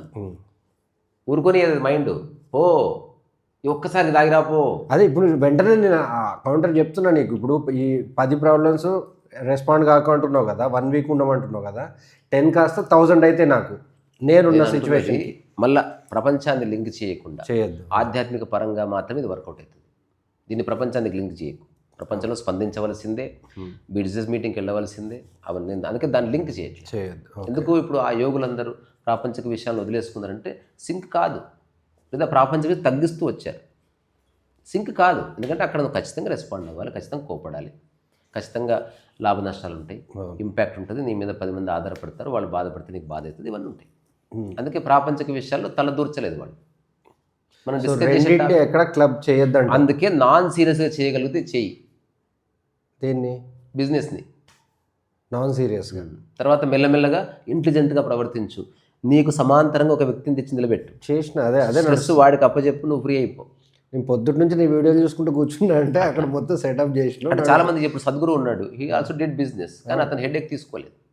ఎవరెవరో చేస్తారు, వాలంటీర్స్ అన్నారు. అతను హాయిగా ఆడుతూ పాడుతూ వస్తాడు, డ్యాన్స్ చేస్తాడు, పోతాడు. స్టేజ్ ఎవడు కట్టాడు, దాని కింద కట్టేవాడు పెట్టాడు, స్క్రీన్ ఎవడరా పెట్టింది, అరే గ్లిచ్ వస్తుందేమో చూడు, నిమిత్తం మాత్రంగా ఉంటాడు అనమాట. ఉదాహరణకి హఠాత్తుగా లైట్ పోయింది, ఎవరో పరిగెత్త వేళ అని స్టార్ట్ చేస్తాడు. సో నిమిత్త మాత్రత. రమణ మహర్షి ఎప్పుడు ధ్యానం చేయలేదు. He never meditated. Show me 1 photograph, కళ్ళు మూసుకొని కూర్చున్నది, ఇట్లా కళ్ళలో చేతులు చూపి ఒక ఫోటో. మరి ఆ బుక్స్లో ఆయన రాసిన బుక్స్లో కూడా రమణ మహర్షి ఇలా చెప్పాడు, శ్వాస మీద ధ్యాస పెట్టమని చెప్పాడు అని. ఎదుటి వ్యక్తి అడిగితే ఏదో చెప్పిండొచ్చు. నేను చెప్పేది ఆయన ఏనాడు చేయలేదు. ఆయన చేసింది ఏమిటి? ఉపేక్ష. ఉపేక్ష అన్నది చాలా డేంజరస్ థింగ్ అనమాట. ఉపేక్ష అంటే ఇగ్నోరెన్స్ అనే కాదు, చూస్తున్నావు బట్ స్పందన లేదు. ఉదాహరణకి నీ ఇట్లా కూర్చున్నావు, ఉపేక్షించే స్థితిలో చెప్తా నీకు. ఇప్పుడు ఆయన దగ్గర అన్నదానం అని ఒక 100,000 మందికి, అది రమణ మహర్షి సంబంధం లేదు. మళ్ళీ రమణ మహర్షి వేరు, రమణ మహర్షి ద్వారా జరిగిన పనులు వేరు, రమణ మహర్షి పేరు చెప్పుకొని చేసిన కార్యక్రమాలు వేరు. వాళ్ళ బ్రదర్ చేసుకొని ఆయన నిమిత్త మాత్రత జరిగేదాన్ని ఆపలేదు, వేలు పెట్టలేదు. చేసేది కనీసం చేసేది మంచి పనే కదా, అన్నం పెట్టడం మంచి పనే అని ఆయన అనుకుని ఉంటాడు కదా. అనుకున్నాడు, మరి అది ఉపేక్ష కాదు కదా. నేను చెప్పేది ఆయన ఏం చేయలేదు, ఆయన వ్యక్తిగతంగా దేవి చేయలేదు. ఆయన ఏమీ లేనప్పుడు ఎలా ఉన్నాడో అందరు వచ్చినా అలాగే ఉన్నాడు. అన్నం లేని రోజు ఎలా ఉన్నాడో, అన్నం పెట్టిన రోజు, నెల్లూరు నుంచి బియ్యం తెచ్చి వండి పెట్టిన రోజు. సో అన్ని విషయాలకి ఏది జరిగినా కానీ స్పందించలేదు అంటున్నావా? అవును, ఏది జరిగినా, ఏం జరిగినా, చివరికి మరణం వచ్చినా స్పందించలేదు. ఇప్పుడు ఆయన పెంచుకున్న ఒక ఆవు, లక్ష్మి అనే ఆవు చనిపోయినప్పుడు ఆయనకి ఎటువంటి ఏముండదు, ఎటువంటి ఎప్పుడు లేదు. వాళ్ళ మదర్ చనిపోయినప్పుడు కూడా ఎప్పుడు లేదు. నేను చెప్తున్నది మామూలు విషయం కాదు. రెండోది, అది ఒక్కసారి ఒరిజినేట్ అయింది అనుకో, దాన్ని ఇప్పుడు ప్రెసెంట్ దాంట్లో ఏమంటే వీడియో మనిషి ఇట్లా. ఇక్కడ ఫస్ట్ ఆఫ్ ఆల్ వేరే వాళ్ళతో పోల్చుకోద్దు. ఎవరు ఏదంటే నీకే. అటంటే ఒక 50 మందిని ఉద్యోగంలో పెట్టుకుని నువ్వేం చేసినా ఆహా ఓ అంటారు, వాళ్ళు సరిపోతుంది. ఇప్పుడు కొందరు సూపర్ స్టార్లు అదే చేస్తారు, చుట్టుపక్కల 20 మంది ఉంటారు, అవును. ఇంకా వాడికి ఏం తెలియనియరు, వాడిని ఎప్పుడు పొగుడుతూ ఉండాలి, వాడి దగ్గరకు వచ్చేవాడు వాడిని పొగడాలంతే. క్రిటిసిజానికి దూరం, తట్టుకోలేదు మైండ్. నెగిటివ్ థాట్స్ తీసుకోదు. అందుకని మెడిటేషన్ అన్నది యాజ్ ఎ మెథడ్గా వేరు. ఇప్పుడు ఆ మెడిటేషన్ నేను ఏదైతే మెడిటేషన్ అనుకుంటున్నానో అది హంబకంటావు. హంబగనట్లే, అది నీకు గ్లింప్స్ వస్తుంది, దాని రుచి తెలుస్తుంది. దాని నెక్స్ట్ లెవెల్ ఏంటి మరి? ఎంక్వైరీ. అది చేస్తూ ఉండిపోవద్దు, చేస్తూ పోతే అలవాటు అవుతుంది నీకు. అలవాటు చేసుకోవద్దు మెడిటేషన్. మెడిటేషన్ని అర్థం చేసుకో, ఓహో ఇది ఇలా చేయడం వల్ల ఆలోచనలు పక్కకు జరిగి నేను ఒక ప్రశాంత స్థితిని అనుభవిస్తున్నాను అంటే ఆలోచనల వల్లనే నా ప్రశాంతత. రైట్ డెసిషన్ మేకింగ్ రాదంటావా మెడిటేషన్ వల్ల? అసలు ఏ డిసిషన్ అయినా యాక్సెప్ట్ చేయరాదు. అట్లా యాక్సెప్ట్ చేస్తే మళ్ళీ ఏం కాదు, చేసి చూడు ఒకసారి. ఇప్పుడు దానికి ఫైట్ చేసే బదులు ఒకసారి యాక్సెప్ట్ చేసి కూడా చేసి చూసి తెలుస్తుంది. నేను చెప్తున్నా ఏం కాదు. ఇంకా నువ్వు కలగజేసుకోకపోతే అన్ని పనులు బాగైతాయి. ఇప్పుడు అదే చేస్తున్నాను. అంటే ఇంతకుముందు ప్రతిదీ నా వల్లనే అవుతుంది, నేనే డెవలప్ చేసిన, అట్లే మళ్ళీ నేను ఇన్వాల్వ్ కాకపోతే అనే దాని నుంచి బయటకు వచ్చి ఒక 4-5 క్రియేట్ చేసి వాళ్ళ ద్వారా కూడా అదే నడుస్తుంది. To be frank. సో అందుకని ఇప్పుడు నువ్వు చెప్పే చర్చలో చాలా విరోధాభాష్యాలు, డిఫరెంట్ డైమెన్షన్స్ ఉన్నాయి. అందుకని విభాగానికి సైన్స్ని నువ్వు మ్యాథమెటిక్స్ని కలిపితే ఎట్లా, మ్యాథమెటిక్స్ని మ్యూజిక్ని కలిపితే ఎట్లా, అన్నీ నేనే నేర్చుకుంటుందా అని డిస్కస్ చేయడానికి. ఇప్పుడు సైన్స్ క్వశ్చన్ అడిగి వెంటనే మ్యూజిక్ క్వశ్చన్ అడిగి ఆ తర్వాత వెంటనే నువ్వు స్పేస్ సంబంధించిన అడిగిన అనుకో. నేను అందుకనే చెప్పాను, నేను ప్రాపంచిక విషయాలు పక్కన పెట్టేస్తే దీని ఈవెన్ ఆధ్యాత్మిక పరంగా కూడా సాంప్రదాయబద్ధమైంది వేరు. అది అది అది ఎట్లా తెలవాలి? చెప్తేనే నమ్మకం. నువ్వు నమ్ముతున్నవా సాంప్రదాయంలో ఉన్నట్టు, అప్పుడు పూర్తిగా నమ్మితే శరణాగతి అయినట్టు, సగం సగం నమ్మితే నిన్ను మోసం చేసుకుంటున్నట్టు. సో ఇప్పుడు ఇప్పుడు మనల్ని దేవుడు సృష్టించాడు అనేది అదంతా ఏదైతే ఉందో దాన్ని నమ్ము. సాంప్రదాయబద్ధమైన ఆధ్యాత్మికతలో నమ్మడంతోనే స్టార్టింగ్గా, దానికి పునాది నమ్మకమే, ఎంక్వైరీ కాదు. ఇప్పుడు మా నాన్న మంచివాడు నమ్మకం, మా నాన్న మంచివాడా కాదా ఎంక్వైరీ చేసి తెలిసిపోతాడు ఆడేవాడు. అందుకని డోంట్ ఎంక్వైరీ. ఇప్పుడు నా భార్య పతివ్రత, నమ్ము, ఎంక్వైరీ చేయకు. సీసీ కెమెరా పెట్టినావు అనుకో, హఠాత్తుగా కౌగిలించుకున్న వీడియో చూస్తే అయిపోయా నీ అందుకని నమ్మితే ఎంక్వైరీ చేయకు, ఎంక్వైరీ చేస్తే నమ్మకు. సరే, మరి గురువు రోల్ ఏమిటి మన దాంట్లో? ఏది నువ్వు చేసుకోలేవో అది ఒక చేయి వేసి చేసేవాడు గురువు, అంతే. 99% నువ్వే చేసుకుంటావు ఏదైనా. ఇప్పుడు ఇందులో ఏమవుద్దంటారా, ఇప్పుడు ఏదైనా నేర్చుకోవాలంటే నువ్వు గురువుని ఎత్తుక్కుంటూ పోవడం కాదు, టైం వచ్చినప్పుడు ఆధ్యాత్మికత నేర్చుకునేది కాదు. నేర్చుకుంటున్నావా, ఇది ఎందుకు నేర్చుకోవద్దు అనే దానికి ఒక సింపుల్ ఆన్సర్ ఇస్తా. నువ్వు అందుకే రికార్డ్ చేసిన, మళ్ళీ విను, 100 సార్లు విను. ఇందులో ఒక 20 స్టేట్మెంట్స్ ఉన్నాయి. ఎందుకు నేర్చుకోవద్దు మెడిటేషన్, దానికి రీజన్ ఉంది. మెడిటేషన్ రియలైజ్ అవ్వాలి, దాని ఎసెన్స్ని నువ్వు గ్రాస్ప్ చేయాలి తప్ప షుడ్ నాట్ లెర్న్. అది సైకిల్ కాదు నేర్చుకోవడానికి. నేర్చుకునే ప్రక్రియ ఇమ్మీడియట్గా భవిష్యత్తుకు టైం అన్నట్టు నేర్చుకుని టైంలో లింక్ చేస్తున్నాం. ఆధ్యాత్మికత యొక్క మూలం బియాండ్ టైం. మరి అప్పుడు యోగానే అది స్టార్టింగ్ అంటే మళ్ళీ ఇది వేరే పదం, ఇది వేరే పదం. యోగా వచ్చిందా బాడీకి సంబంధం ఉంది, ధ్యానానికి బాడీకి సంబంధం లేదు. లింక్ చేయకు.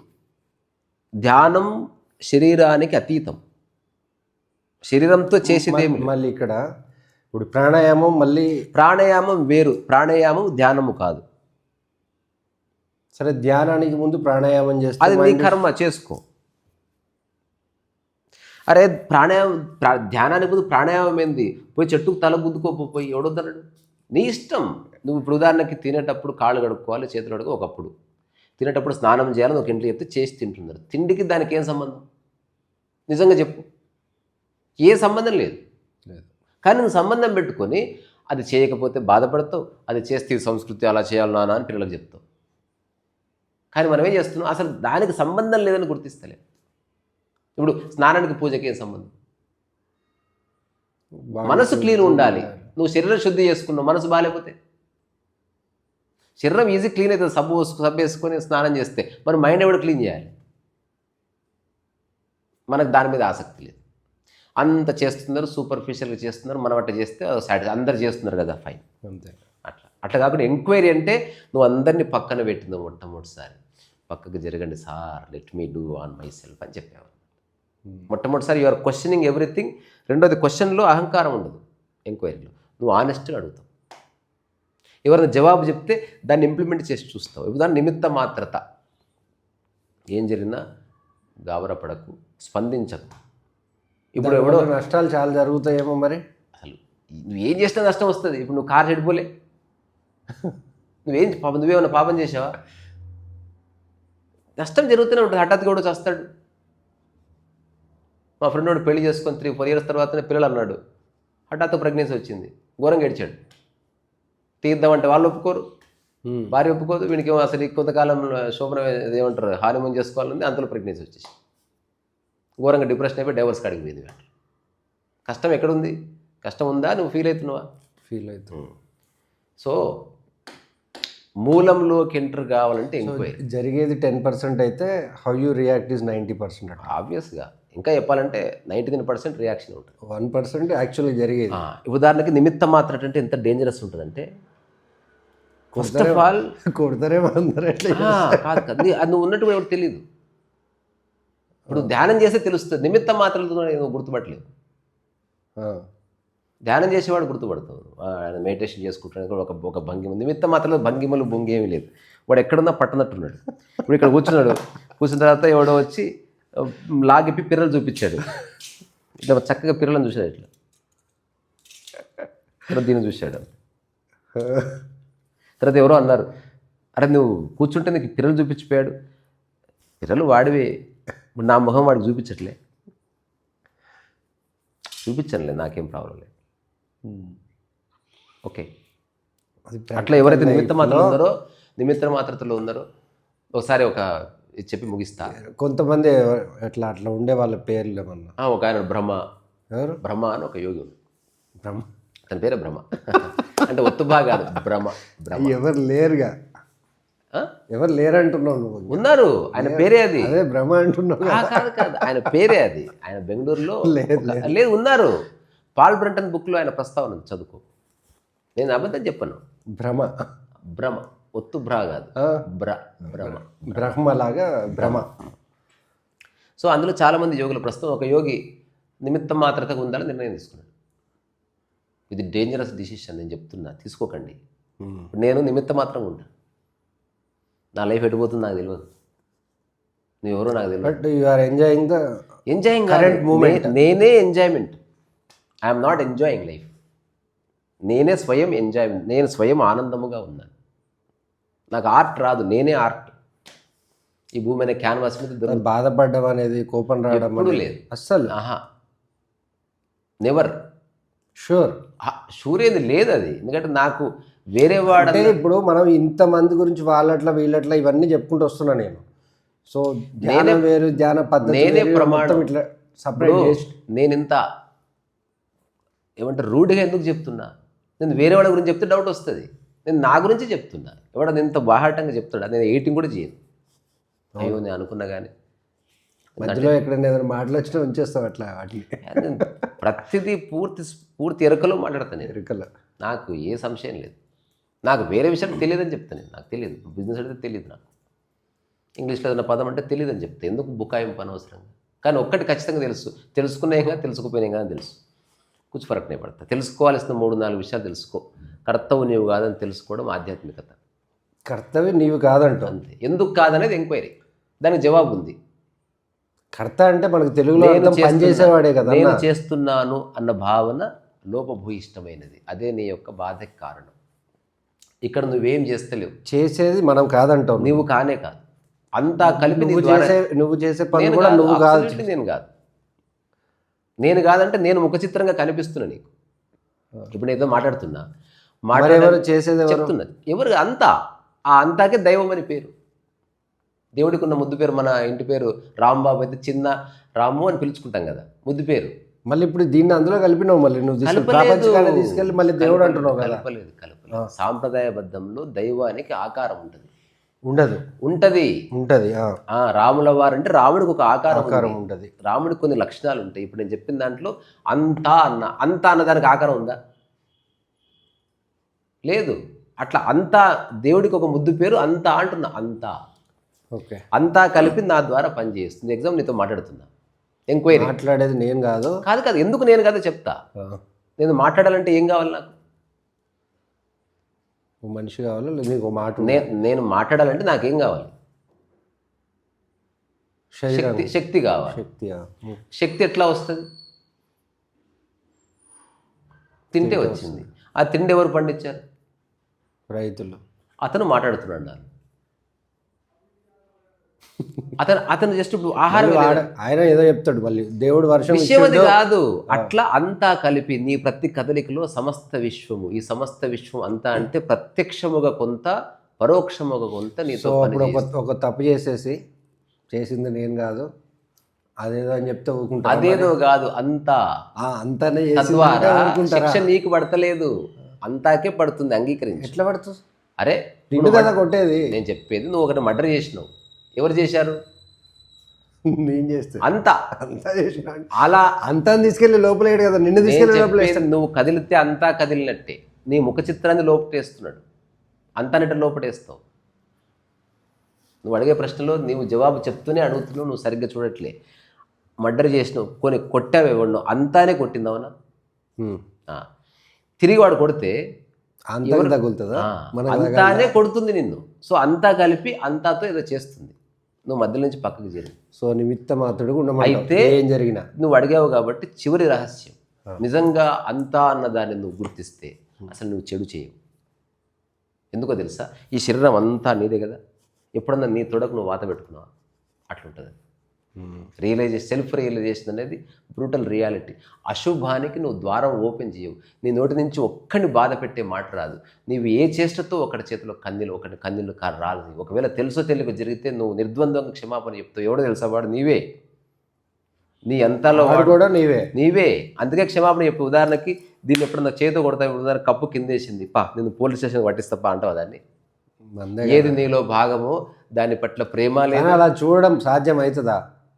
నాకు సాధ్యమైందంటే ఎవరికైనా సాధ్యమవుతుంది. సో నీ చుట్టుపక్కల ఎవరున్నా కానీ వాళ్ళందరినీ నిన్ను చూసుకున్నట్టు వాళ్ళందరూ 100% షూర్. నాకు సంశయమే లేదు. కావాలంటే ఒక వారం నాతో ఉంటే తెలుస్తుంది. నాకు స్వపర భేదాలు ఏమీ లేవు. చనువు మారుతుంది నాకు.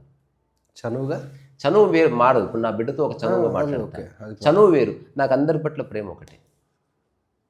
ఎక్కువ తక్కువలు ఉండవు. ప్రేమలో ఎక్కువ తక్కువ ఉందా? మనసు వచ్చేసింది. అది మనసుకు సంబంధించిన వ్యవహారం. ఇది కన్విన్స్డ్. అట్లా ఉండగలగవా అనేది ఉండగలగడం కాదు, అందరూ అలాగే ఉండాలి. ఎందుకు ఉంటారో నాకు అర్థమైతే లేదు. ఇప్పుడు నువ్వు నీ బిడ్డను ప్రేమించావు, ఆ ఎన్లైట్మెంట్ రావడానికి మరి ఒక్కొక్కరికి ఒక్కొక్క టైం పట్టింది కదా. నువ్వు సరిగ్గా చూడు విషయాన్ని.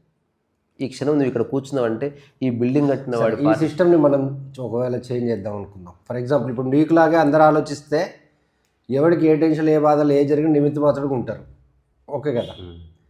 సో అప్పుడు నీకు నీ స్వీయ అనుభవంలో నుంచి వచ్చిందా, లేకపోతే ఎవరినైనా చూసి వాళ్ళ ద్వారా నేర్చుకుని అందరిని వదిలేస్తే నాకు అర్థమైంది.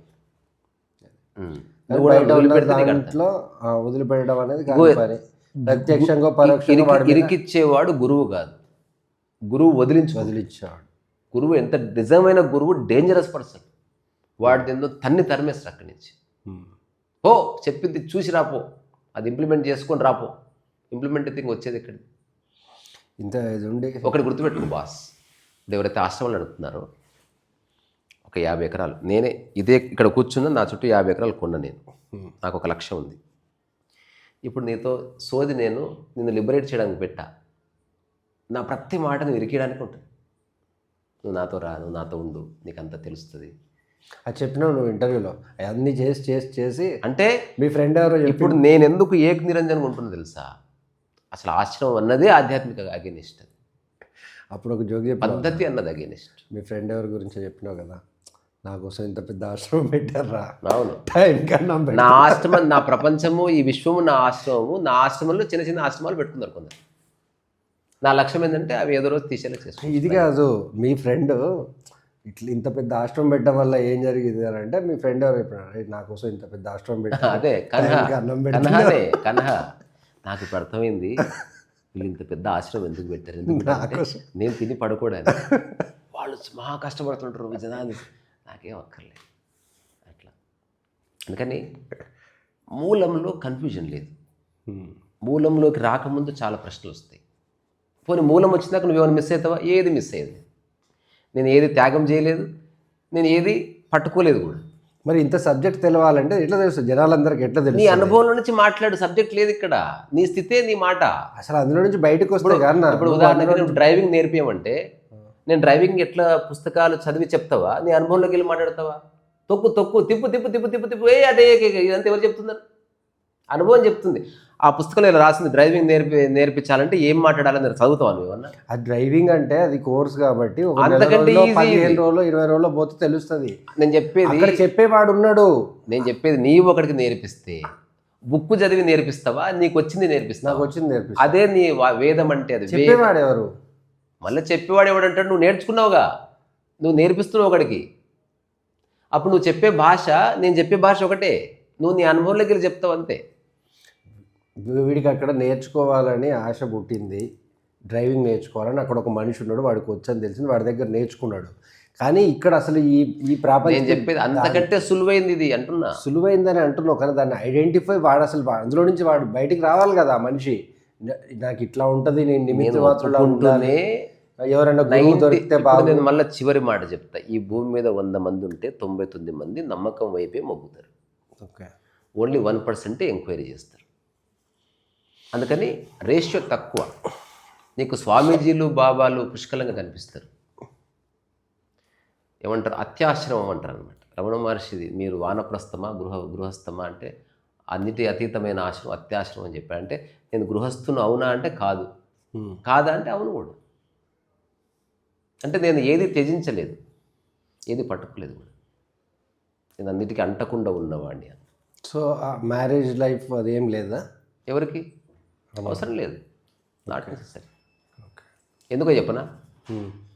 ఆకలి పుట్టుకతో ఉంటుంది, మరణం వరకు ఉంటుంది. శృంగారం మధ్యలో వస్తుంది, మధ్యలో పోతుంది. అది నీ ఛాయిస్. అంటే అట్లా మధ్యలో వచ్చేది ఏదైనా నీ చేతులు ఉంటుంది. పుట్టుకతో వచ్చింది నువ్వు వదలడానికి లేదు. అది ఖచ్చితంగా యోగైనా తినవలసిందే, రోగైనా భోగైనా ఏమైనా తినవలసిందే. కానీ కొందరు శృంగారం చేయలే. ఎందుకో తెలుసా? తెలుసుకున్నారు, అది అక్కర్లేదు. ఎందుకు తెలుసుకున్నారు? శృంగారంలో డిపెండెన్సీ ఉంది. నా ఆనందము మరొకరి చేతిలో బందీ అయ్యింది కనుక అసలు ఆనందానికి మూల శ్రోత ఏది అంటే డిపెండెన్సీ లేని స్థితి నిజమైన ఆనందం అని గుర్తించి అట్లా రమించారనమాట. ఓకే, నేను రెండు చేశాను. అది అనుభవించి నేను మళ్ళీ వివాహం చేసుకున్నా కూడా నేను వివాహం చేసుకున్నా నేను భర్తగా లేను, సాటి మనిషిగా ఉన్నాను. సమాజం కోసం భర్తనే, కానీ నేను ఏ పనులు చేయించుకోను. నేను అన్ని పనులు చేస్తాను. బాగుంది. Never depend upon anybody.